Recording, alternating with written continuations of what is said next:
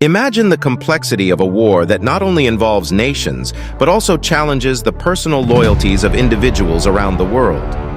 In the Ukraine war, a conflict marked by deep geopolitical tensions, we see an unusual situation. American citizens who, for various reasons, have decided to align themselves with Russian forces. This video delves into exactly that phenomenon, the surprising choice of some Americans to fight for the Russian side. What would lead someone to abandon their country and join a nation considered an adversary by the United States? Could it be ideology, disillusionment with their own government, or perhaps something more personal and complex? Choosing to fight alongside Russia is a decision that carries enormous consequences, not just on the battlefield, but also in public perception and international politics.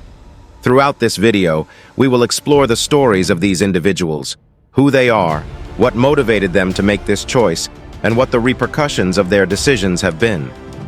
We'll take a closer look at the cases of 4 Americans who, for various reasons, decided to wear the Russian uniform and fight in Ukraine. Before we get started, make sure to like and share your opinion on the video. This helps YouTube deliver this content to more people interested in the topic. Stay with me until the end to discover all the details of this story. Wilmer Puello-Mota is the first case we'll analyze. A case that, beyond being complex, involves even more problematic elements.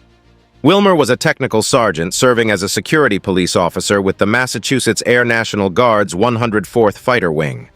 Before joining the National Guard, he served on active duty from 2013 to 2019, reaching the rank of Staff Sergeant. In March 2024, a video of Wilmer raising the American flag over destroyed buildings in the city of Avdiivka, Ukraine, surfaced on social media. In the video, he states that he is there to show support and friendship to the people suffering in that area. He speaks of solidarity, saying it's important to support Russia and ensure that all set objectives are met. The scene, however, has a contradictory impact, as Avdiivka is a Ukrainian city devastated by Russian bombings, showing a landscape of destruction that he, ironically, came to support. Wilmer's narrative, however, goes far beyond the battlefield. Before his defection, he was already facing serious charges in the United States. In 2020, Wilmer was arrested by the Warwick Police Department in Rhode Island on charges of paying a 17-year-old girl for illicit photos. The gravity of the charges is heightened when considering that just days before his court hearing, Wilmer caught a flight to Istanbul, avoiding the American justice system. It's hard not to consider that his move to Russia may also have been an attempt to escape the legal consequences of his actions in the United States. Since then, Wilmer has been frequently featured in Russian propaganda, praising Russia's actions in the war and promising to continue fighting alongside Russian forces. He speaks admiringly of the soldiers he serves with, describing them as fantastic people, and declaring that he feels lucky to fight alongside them. The propaganda portrays him as a new American face supporting Russia, a role that, as we will see, is hard to sustain in the long run. Wilmer's situation raises significant questions about what really motivates someone to make such an extreme decision.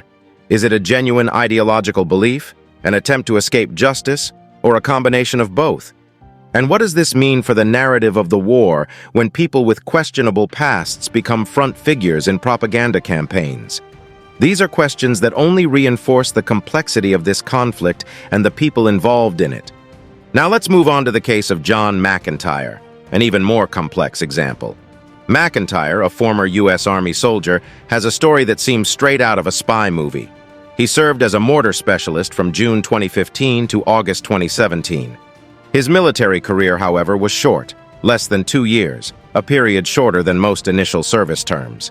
The exact reason he left the Army is unclear, but he left with the rank of Private First Class and without any combat experience. 5 years later, in March 2022, MacIntyre appeared in Ukraine, not to fight for it, but to infiltrate its forces. He joined Ukraine's International Legion, but with a secret plan, to act as a spy for the Russian government. His mission, according to his own statements and interviews, was to gather as much information as possible about Ukrainian operations and eventually defect to the Russian side. Shortly after his defection, MacIntyre gave an interview to Russia Today, a Russian state media outlet. He proclaimed himself a communist and anti-fascist, stating that his mission was to fight fascism wherever it existed. However, this narrative of MacIntyre as an anti-fascist hero quickly began to unravel. Several reports from soldiers in Ukraine's Foreign Legion painted a different picture. MacIntyre seemed to be an unstable and troubled man. According to these reports, John MacIntyre engaged in acts of indiscipline, such as excessive drinking and even disappearing into the woods, half-naked, during an artillery barrage, a behavior that endangered his teammates as they tried to rescue him. Things got so bad that he was demoted to non-combat duties and prohibited from carrying weapons. Feeling rejected by the Ukrainian forces, MacIntyre saw his only way out by crossing enemy lines and joining the Russians, where he hoped to be more useful. He sent a message to the soldiers he left behind saying, "Spies exist, and I am a spy. Mission accomplished." However, since his defection, he has vanished from the spotlight. It is unclear what has happened to him since, but it is speculated that perhaps his usefulness to the Russians was overestimated. MacIntyre's case illustrates not only the complexity and risk of individual choices in wartime, but also how modern warfare involves much more than direct combat. It is a battle of narratives, ideologies, and often disinformation. Hello guys, I'm Seth William Baker, formerly in the United States Marines. Here's my picture. It is a good uniform, that. It's almost like Hugo Boss. Seth William Baker is the third case we'll analyze. He is a former U.S. Marine who decided to cross the ocean and fight for the Russian side. Baker served in the Marine Corps from August 2019 until May 2022 as a fuel supply specialist. However, his military career was abruptly cut short when he refused to take the COVID-19 vaccine, leading to his discharge from the armed forces. In an interview published by pro-Russian channels, Baker explained his reasons for this decision. According to him, the imposition of the vaccination mandate was the tipping point that caused him to lose faith in what he describes as the false freedom promoted in the United States. He recounts that as a healthy young man who had previously contracted COVID-19, he saw no need for mandatory vaccination and considered the expulsion a betrayal of his service. The discharge not only ended his military career, but also affected his aspiration to become a police officer in Arizona. He was removed from the police academy due to his refusal to comply with the vaccination mandate. Feeling disillusioned and with few options, Baker decided to join Russian forces, believing that there he would find a cause more aligned with his beliefs. However, it is important to note that Baker's decision was not just a matter of ideology. It also reveals a deep sense of alienation and discontent with American institutions. By choosing to fight for Russia, Baker seeks a new purpose, something he felt he had lost after his discharge. It is a striking example of how personal and political situations can intertwine in an international conflict, leading individuals to make extreme choices that challenge conventional expectations. But Baker's decision also raises important questions. Did he really find the freedom he was seeking? Finally, we come to the case of Russell Bentley, perhaps the most well-known of the Americans who chose to fight for Russia. Unlike the others, Bentley is not just a combatant. He has become a true propagandist for the Kremlin. His story begins long before the current conflict, with a past marked by military involvement and a criminal record in the United States. Bentley served in the U.S. Army as a combat engineer during the 1980s. After his discharge, he had several legal troubles, including a prison escape that left him on the run for 8 years before being recaptured and finally released in 2008. It is interesting to note how this personal history of rebellion and challenges to American law aligns with his subsequent actions in Ukraine. In 2014, with the onset of conflicts in eastern Ukraine, Russell Bentley, who describes himself as a communist, decided to join the pro-Russian forces in the Donbas region. Initially, he served on the front lines as a fighter, but he quickly found his true calling in the information war. He gained prominence by reporting on the conflict's events directly to various Russian media outlets, earning the nickname Donbass Cowboy, or Texas, as he is known by his call sign.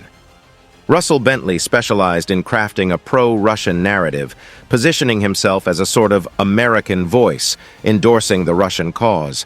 He was often seen in videos and interviews defending Russia's actions, declaring that his mission was to liberate the people of Donbass, and that his words were now his bullets, with a reach that spanned around the world. In 2021, he was officially naturalized as a Russian citizen, further solidifying his alliance with the Kremlin. When Russia launched its full-scale invasion of Ukraine in February 2022, Bentley had already become an influential propagandist for the Kremlin. He continued to broadcast pro-Russian messages, describing Russian soldiers as liberators, and feeding the narrative that the conflict was a righteous fight against an illegitimate and fascist Ukrainian government. His statements, such as, "We can stop at the English Channel or even liberate the United States of America," showed a level of fanaticism and fervor that surpassed even the most traditional Russian propagandists. However, being an American on Russian lines eventually took its toll. In April 2024, Russell Bentley disappeared under mysterious circumstances. Reports indicate that he was detained by uniformed men from the Donetsk People's Republic while filming the damage of a Ukrainian attack. He was apparently mistaken for a Ukrainian or American spy, and after being tortured, ended up being executed. I made a comprehensive video detailing the life and journey of Russell Bentley. I'll leave it in the cards and at the end screen so you can watch it as soon as you finish this video.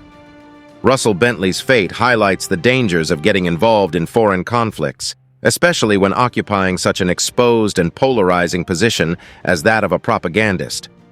His story serves as a reminder that even for those who choose war as a new homeland or purpose, the consequences can be severe and final. But what does all this tell us about the current state of geopolitics and personal motivations in times of war? These stories of Americans who chose to fight for Russia offer us a unique perspective on the personal and ideological impact that war can have on individuals. Each of these cases reveals a tangle of motivations ranging from discontent with their own country to a desire to find a new purpose or escape legal consequences. Modern war is much more than a contest of territories and military power. It is also a battle of ideas, identities, and loyalties. The decisions of these Americans, no matter how extreme or incomprehensible they may seem, reflect a growing disillusionment with their own lives and, in some cases, with the American government itself. Feelings of betrayal, a quest for personal justice, or simply an attempt to escape legal problems are just some of the reasons that led these individuals to cross a line that many would consider insurmountable. But there is also a larger lesson here. The war in Ukraine and the participation of foreigners on both sides of the conflict shows how modern geopolitics is deeply influenced by the narratives we construct and consume. The presence of Americans fighting for Russia, although small in number, is a reminder that alliances and loyalties in the 21st century are no longer defined solely by national borders or oaths of service. They can be influenced by a myriad of factors, ideological, personal, and circumstantial. And as long as we continue to live in a world where the truth is often obscured by political and ideological interests, it is essential to question and understand the motivations behind the actions of those who choose such unusual paths. Therefore, it is important to reflect on the lessons we can learn from these stories.